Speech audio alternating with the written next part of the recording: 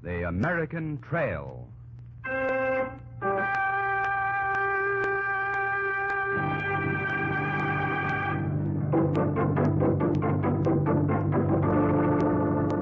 The American Trail. Blazed in blood, defended in blood.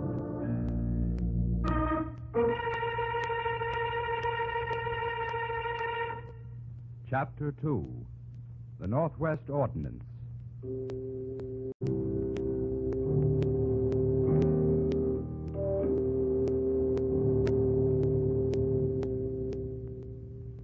(1787). The Northwest Territory from New York State to the Great Lakes was a vast, almost unexplored wilderness. Reliable maps and data about the Indian tribes were needed. Congress sent out scouts and surveyors to bring this information back.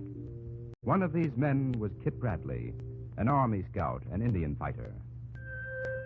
In the early part of 1787, Kit arrived in Philadelphia to turn in his report. It was a cold, bleak evening. Kit rode his horse slowly down a narrow side street, looking for a tavern where he could stable his horse and eat a warm meal. Suddenly, something or someone huddled in a dark doorway.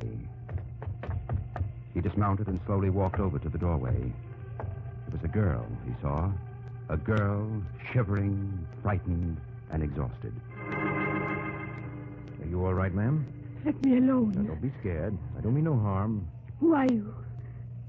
They sent you to find me. Nobody sent me to find nobody. Now, here, you're trembling. You must be near to frozen. Please let me alone. Ma'am, I reckon you could do with a good meal.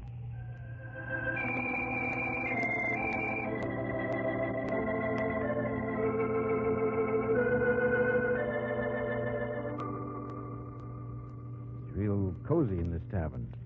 Yes. I feel warmer now. You had enough to eat? Oh, yes. I reckon we can sit a while here in front of the fire. Yes. It's nice here. Oh, you look real pretty now. With your blonde curls and your blue eyes. Some color in your face. You've been very kind. Anna, you said your name was. Anna Ostold. You're running away from servitude, aren't you? But... No, don't look scared. No, I'm not afraid now. You didn't like the family you were bonded to? They treated me like a slave. I was a slave. You had a roof over your head. A roof is not enough. I will not be treated like a piece of dirt. Am I less than anyone else? Does God think less of me that I should be a slave? Seems to be a lot of people are asking that question these days. Why do you look at me so? You ever hear of the Scioto Valley? No. It's in Ohio. The folks settled there. They're farmers. They came from Massachusetts. I was born on a farm in the old country. Anna? Yes? I have a mind to quit what I'm doing and settle out there in Ohio. Yes? I could get a few acres of land. It's good land, good soil. I'd build me a log cabin on it. Start a farm. Yes? It's big country, Anna. Sometimes it tries to scare you. But a man and his wife, if they had the gumption, could make out.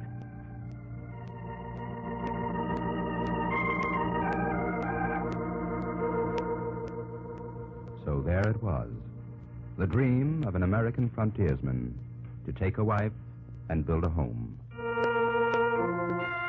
But first there was a job to finish. Kit had come to Philadelphia to see one Major General St. Clair.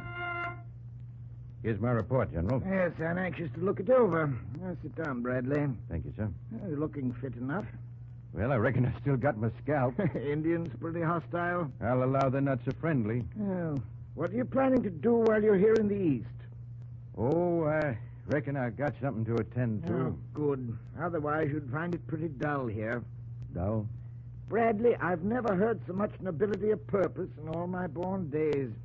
How's that, General? They're trying to push a bill through Congress. The Northwest Ordinance, they call it. To give the settlers in the frontier country the right to local self-government. The right to local self-government. That crackpot, what's his name, Jefferson? He wrote it. Local self-government. That'd really be something. They were strange words in 1787, but they sounded good to Kit Bradley. Then, in July that same year, the Northwest Ordinance was passed. The frontier was officially thrown open to the settlers. In short time, the covered wagons started to roll through Pittsburgh and on into the wilderness. Among the pioneers was Kit Bradley and his wife, Anna. What do you think of America now, Anna? It's so big. It frightens me. You'll get used to it. Kit, I'm free. Oh, you're not so free. You're my wife. Oh, no one can hold me in bondage. The new law says so. It says there can be no slaves in this part of the country. I'm as good as anyone else. I reckon you are. Oh, it's beautiful. It's wonderful.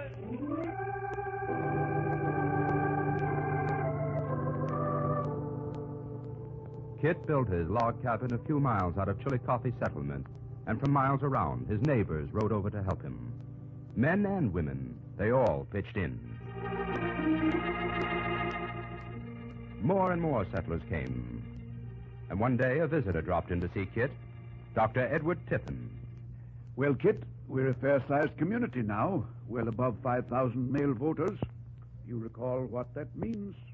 Why, I reckon it means we're about ready to govern ourselves. According to the Northwest Ordinance, we're entitled to elect our own legislature. That's something, Doctor. That's really something. Well, now, Kit, some of our friends have asked me to go and see the new governor. And, let him know we're about ready for self-government. Now, is that all right with you? And when do you figure to leave? Day after tomorrow. You going alone? Oh, I don't mind the trip. I reckon I'll go along. I can get some woman to come and stay with Anna, and she can look after the farm for a few days. A governor, you said. Who is he? General St. Clair. St. Clair?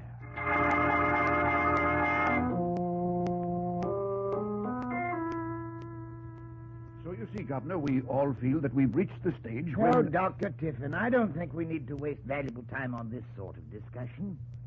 No, I think you're mistaken. I reckon you are too, Governor. Tiffin, let me ask a question. Please do. Well, don't you think you're just making fools of these simple-minded farmers with all this nonsense about self-government? Well, they're entitled to it. You don't pretend to think these ignorant settlers have sense enough to vote intelligently, do you? The law says they may vote any way they choose, intelligently or otherwise. Oh, what kind of idiotic talk is that? Governor, we think a lot of Dr. Tiffin here. I reckon he's our spokesman. I'm all the spokesman you people need, and all you're going to get. I don't want to hear anything more about this Northwest Ordinance. What do you say to that, Dr. Tiffin? Only this, Governor. I don't think you're bigger than the law of the land. It was a bad beginning, and things became worse. Denied the cooperation of the man who had been sent to help them, the settlers were suddenly faced by open hostility from the Indians. Kit Bradley knew that for the moment, politics must be put aside. Survival was now all that mattered. President George Washington ordered Governor St. Clair to take the field against the Indians. St. Clair and his troops were driven back in defeat.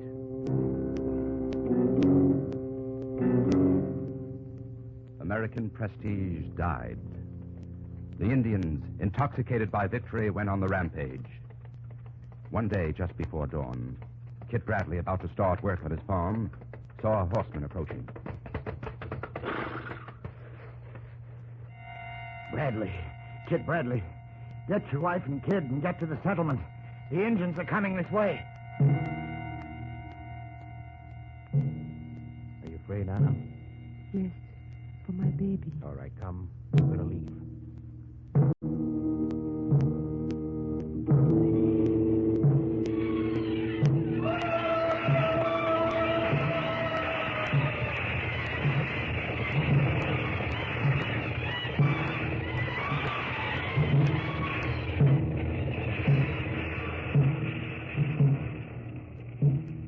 Settlers died by the score. Their homes went up in flames. Their dreams in nightmares of smoke. Don't cry. Don't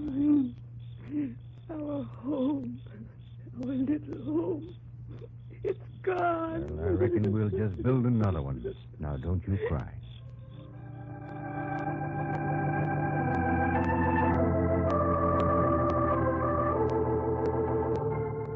But Congress did not abandon Kit Bradley and those like him. It appointed General Anthony Wayne to lead a strong expeditionary force against the Indians. Mad Anthony Wayne, they called him. And at Timber Falls, he met the Indians and defeated them. American prestige was restored. Peace came to the frontier country. Kit Bradley and the other settlers rebuilt their homes, and under the leadership of Dr. Edward Tiffin, resumed their struggle for self-government.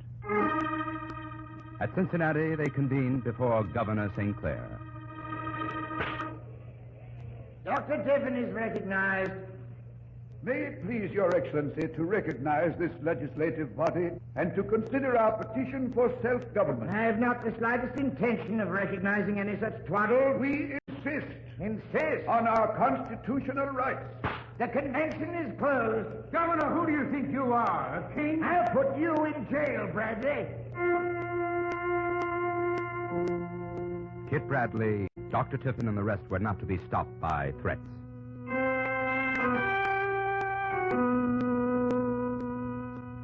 Anna, we're going to hold our next meeting right here in Chillicothe.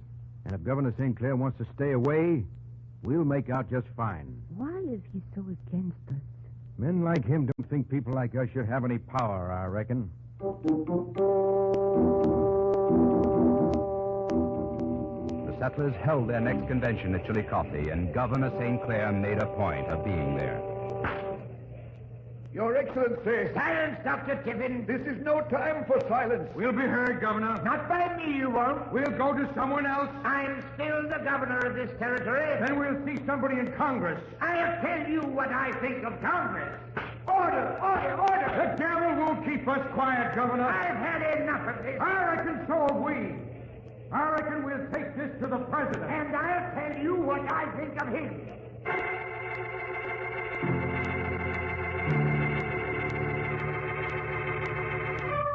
The time passed.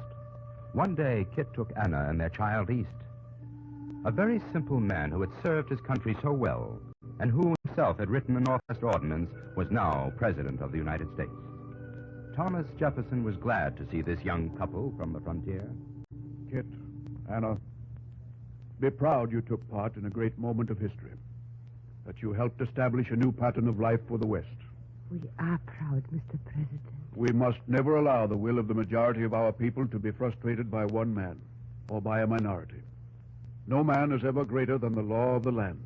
I reckon someone thought he was. Well, Governor St. Clair is being removed from office Removed? for insubordination. Now, let me offer you some tea.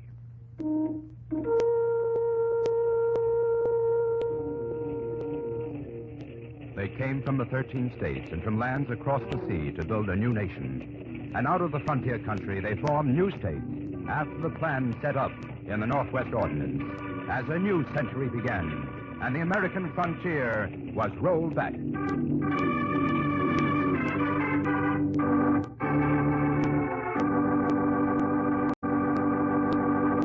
This has been the second chapter of the story of the American nation, brought to you by the Ladies' Auxiliary to the veterans of foreign wars.